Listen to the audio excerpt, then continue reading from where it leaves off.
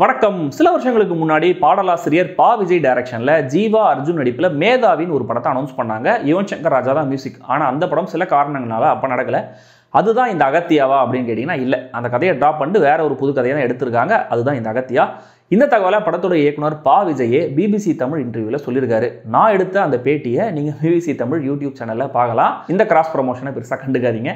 மற்றபடி இந்த fantasy thriller horror படம் எப்படி இருந்துச்சு, இதுல ஒர்க் ஆகாத விஷயங்கள் என்னென்ன எல்லாத்தையும் சொல்றேன். நீங்க சப்ஸ்கிரைப், கமெண்ட், லைக், ஷேர் எல்லாத்தையும் பண்ணுங்க.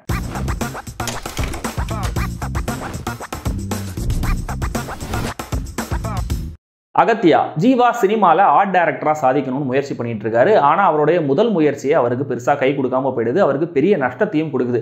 பட் ஃப்ரெண்ட்ஸ் கொடுக்குற ஐடியானால, என்கரேஜ்மெண்ட்னால ஸ்கேரி ஹவுஸுங்கிற மாதிரியான ஒரு கான்செப்டை பிடிச்சி அதை ஒரு பிஸ்னஸாக ஆரம்பிக்கிறாங்க. பட் இவங்க ஸ்கேரி ஹவுஸாக மாற்றின இடத்துல ஆல்ரெடி சில பேய்கள், அமானுஷ்யங்கள்லாம் நிறைஞ்சிருக்கு.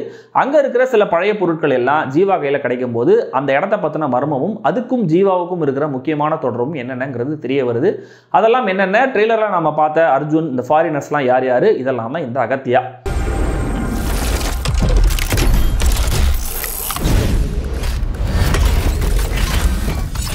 அகத்தியாங்கிற இந்த கேரக்டரை ஜீவா இவ்வளவு ஈஸோட கேரி பண்றதை பார்க்கும்போது ஒரு நல்ல சீசன்டான ஆக்டரா தெரியுறாரு. அவருக்காக தனியா பெர்ஃபார்மன்ஸுக்குன்னு மொமெண்ட் இல்லைனாலுமே கூட அந்த கேரக்டருடைய சீரியஸ்னஸ் தான் இந்த படத்தை ஆங்கர் பண்ணி கொண்டு போகுது. பட் படத்துடைய ஹீரோனா அது அர்ஜுன் தான். ஏன்னா அவருக்கு தான் ஹீரோயிசத்துக்கான காட்சிகளும் இருக்கு. அந்த கேரக்டருக்கு தான் அதிக முக்கியத்துவம் கொடுக்கப்பட்டிருக்கு.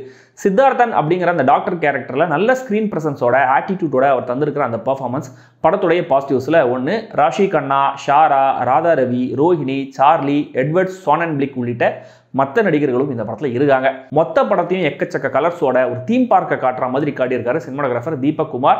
Special mention to art director Shanmugam. பெரும்பாலான படம் எக்ஸ்டென்சிவா செட்ஸ்ல தான் எடுக்கப்பட்டிருக்கு.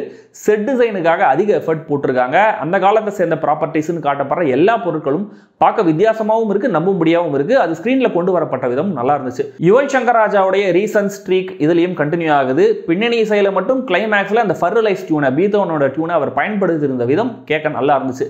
என் இனிய பொன்னிலாவை ரீமிக்ஸ் பாட்டு படத்துக்கு தேவைப்படலை. கண்ணை மூடிக்கிட்டு கேட்டால் ஒரு நல்ல நாஸ்டல்ஜியாவாக இருந்துச்சு. ஏன்னா ராஜா ஆல்வேஸ் ராக்ஸ். கிராஃபிக்ஸை பொறுத்த வரைக்கும் பெரும்பாலான ரன் டைம் நம்ம தமிழ் சினிமாவோட யூஷுவல் ஸ்டாண்டர்ட்ஸில் இருந்தாலுமே கூட கிளைமேக்ஸ் டன் சீன் மொத்தமும் அனிமேஷனில் பண்ணியிருக்காங்க. அது கதைக்கு தேவையில்லான்றதை விடுங்க, சின்ன பசங்களை டார்கெட் பண்ணி தான் அதை பண்ணியிருக்காங்கன்னு நினைக்கிறேன். ஆக்சுவலாக அது நான் எதிர்பார்த்ததை விட செம்மையாகவே இருந்துச்சு. இந்த டாக்டர் ஸ்ட்ரேஞ்ச் ஃபர்ஸ்ட் பார்ட்டில் யூஸ் ஆன அந்த ஒர்க் ஃபைலை அப்படியே எடுத்து வச்சு எடிட் பண்ணியிருப்பாங்களோ ஒரு டவுட் இருக்கு.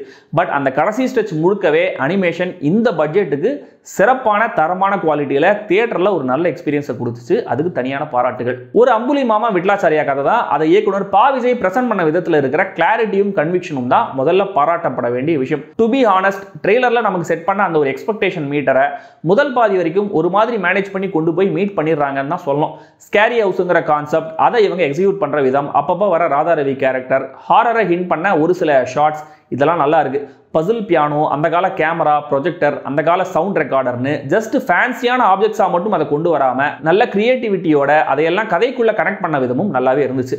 பட் ரொம்ப ஓல்ட் ஸ்கூலா இருக்கிற ஓவராலான ட்ரீட்மெண்ட் தான் இந்த படத்தை நம்ம கிட்ட இருந்து அந்நியப்படுத்துது.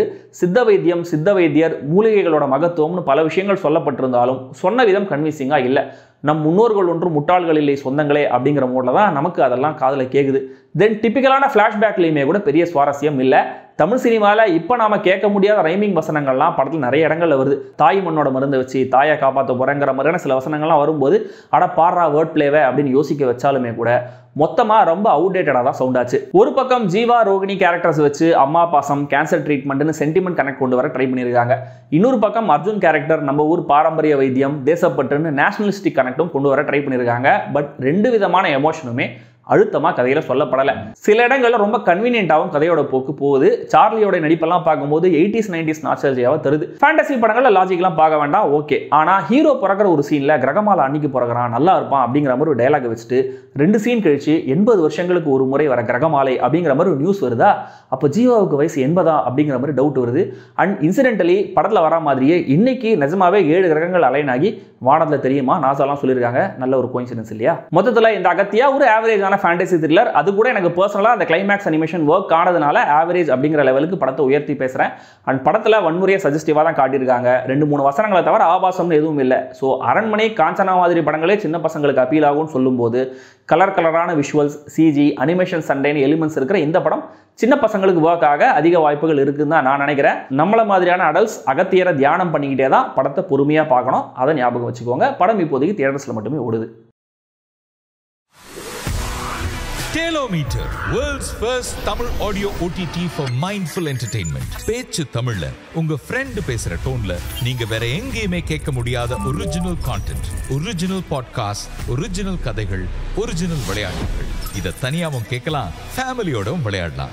சினிமா, கிரிக்கெட், சமையல், ஹிஸ்டரி, இன்வென்ஷன்ஸ், மெடிசின், லான்னு 2000க்கும் மேற்பட்ட பாட்ஸ் ஏற்கனவே இருக்கு. கேட்டு பாருங்க. ஒவ்வொரு நிமிஷமும் எதையாவது ஜாலியா தெரிஞ்சுக்கலாம். டெலோமீட்டர், செவிக்கு செம்ம மேட்டர்.